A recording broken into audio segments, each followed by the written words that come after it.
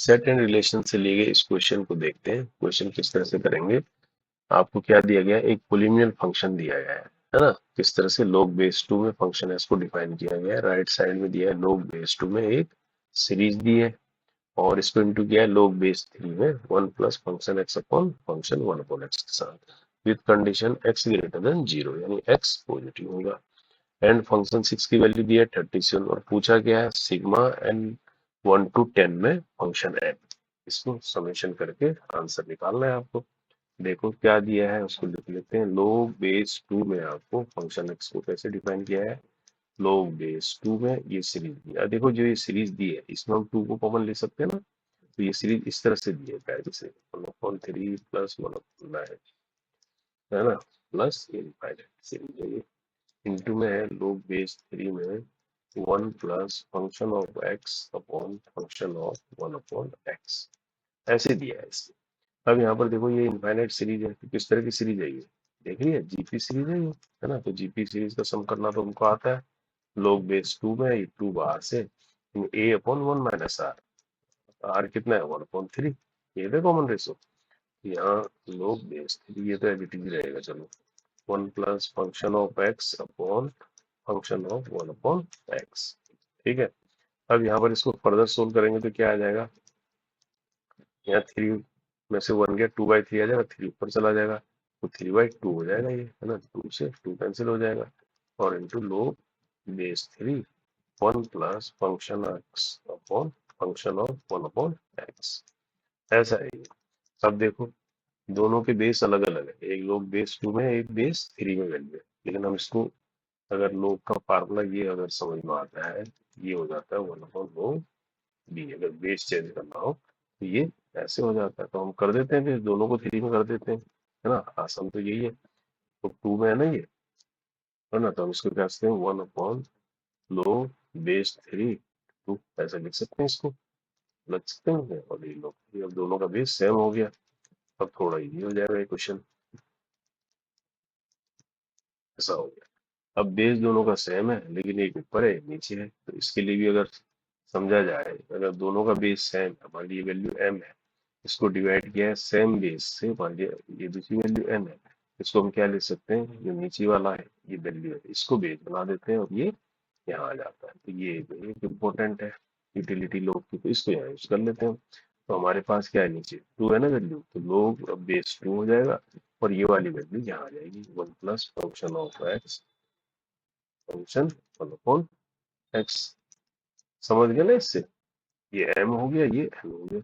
अब देखो यहाँ पर बेसिक सेम हो गया फंक्शन एक्स इसको हम लोग कंपेयर कर सकते हैं। यानी हमारे पास ये आ रहा है finally 1 plus function of X upon function of 1 upon x. ये हमने निकाल लिया। अब ये निकल गया तो इसको थोड़ा सा और करेंगे फंक्शन 1 अपॉन एक्स तो इधर भी मल्टीप्लाई हो जाएगा ये फंक्शन 1 अपॉन एक्स और इस 1 के साथ भी मल्टीप्लाई हो जाएगा और ये हो जाएगा प्लस फंक्शन ऑफ एक्स। इस तरह की यूटिलिटी आ रही है ना। अब इसने और क्या दिया है। अब आपको दिया है फंक्शन 6 की वैल्यू दे रहा है 37 ये दिया है ना। अब देखो यहाँ पर थोड़ा सा फंक्शन 6 को 37 देने का मतलब क्या है।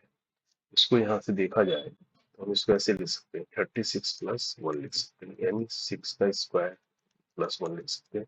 तो यही चीज अगर हम ये मान के चले कि आगे जाके सबको फॉलो कर रहा होगा मान लीजिए एक्स को फॉलो करेगा ये वैल्यू क्या आनी चाहिए 6 की जगह एक्स आना चाहिए एक्स स्क्वायर प्लस 1 आना चाहिए है ना। है ना तो हम तो ये कह रहे हैं कि ऐसा चलना चाहिए लेकिन ये वाकई फॉलो कर रहा है क्या सब कुछ। ये तब फॉलो करेगा जब ये इसको सेटिस्फाइड करेगा कि हमारे इक्वेशन में नहीं हमारे क्वेश्चन के हिसाब से तो इक्वेशन इस तरह का आ रहा है फंक्शन क्या इसको सेटिस्फाइड कर रहा है। जो हमने इसको माना ये वाली चीज ये इसको सेटिस्फाइड करेगी तभी तो हम इसको फॉलो करेंगे फंक्शन एक्स को। तो इसके लिए हम इसका एलएचएस देखते हैं इसका एलएचएस क्या दिया है और क्या इसको सेटिस्फाई कर रहा है। इसका एलएचएस है function x plus function sorry into है ना फंक्शन 1 अपॉन एक्स। तो यहाँ पर अब फंक्शन एक्स की वैल्यू रखते हैं यहाँ से तो ये क्या आ जाएगा एक्स स्क्वायर प्लस 1 और इंटू हो जाएगा 1 अपॉन एक्स तो 1 अपॉन एक्स स्क्वायर प्लस 1 हो जाएगा। अब इन दोनों को मल्टीप्लाई करके देखते हैं अंदर जाएगा तो एक्स 1 आ जाएगा प्लस एक्स स्क्वायर आ जाएगा और 1 की होगी 1 अपॉन एक्स स्क्वायर प्लस 1। अब देखो ये वाली चीज अपने आप में क्या है फंक्शन एक्स ही तो आ गया और ये वाली चीज क्या आ गई फंक्शन 1 अपॉन एक्स आ गया। आ रहा है कि नहीं आ रहा है यहाँ से, है ना, ऐसा आ गया। अब देखो ये अपने आप में इस क्वेश्चन से जो हमें इक्वेशन निकाली थी इससे ये क्या आ रहा है, आरएचएस आ रहा है ना। तो इसका मतलब ये वाली जो वैल्यू है ये इस इक्वेशन को सेटिस्फाइड कर रही है ना। तो इसका मतलब एक जनरल हमारे पास ये निकल गया इस क्वेश्चन के लिए कि फंक्शन एक्स जो है कैसे फॉलो कर रहा है, एक्स स्क्वायर प्लस वन को फॉलो कर रहा है। जब ये इसको फॉलो कर रहा है, अगर हम फंक्शन एन के लिए जाएंगे इसको, तो इसका मतलब एन स्क्वायर प्लस वन हो सकता है, हो सकता है नहीं हो सकता है। अब आपसे यही तो पूछा गया है, अब क्वेश्चन में जो पूछा है वो पूछ रहा है सिग्मा जो है एन वन से लेकर टेन तक जो है इसको सम करो इसको फंक्शन एन को। तो हम कह रहे हैं ये ऐसा हो गया एन वन से लेकर टेन तक, ये हो गया एन स्क्वायर प्लस वन, ये इक्वल टू हो गया, ये ऐसा हो जाएगा आपका सिग्मा एन वन से लेकर टेन तक एन स्क्वायर, और ये हो जाएगा टेन, वन को 10 टाइम सेट कर दो। अब देखो इसका फार्मूला नेचुरल नंबर का पता है आपको, एन स्क्वायर होता है N, N plus one, two N plus one upon six होता है। यहाँ पर अगर 10 के लिए लेंगे तो एन की जगह क्या हो गया 10 हो गया, 10, 10 प्लस वन यानी 11, और 10 में 20, 20 प्लस वन 21 हो जाएगा ये, है ना, अपॉन सिक्स प्लस 10 हो जाएगा, ऐसा हो जाएगा ये। अब यहाँ पर और इसको कर सकते हैं, सिक्स को थ्री टू जा सिक्स, थ्री सेवन जा 21, टू फाइव जा 10, और 11 फाइव जा 55, 55 को 7 से मल्टीप्लाई करेंगे, 7 फाइव जा 35 को 5 3 कैरी किया, है ना, 35 और 3 38, ये आ जाएगा प्लस 10, 395, ये इसका आंसर हो जाएगा। तो हमने ये पता करना था कि ये जो है फंक्शन जो वैल्यू दी है 6 की, इससे हमने एक जनरल फार्मूला बना लिया कि फंक्शन एक्स जो है एक्स स्क्वायर प्लस वन को फॉलो करेगा, है ना। तो आंसर हो गया 39। ओके।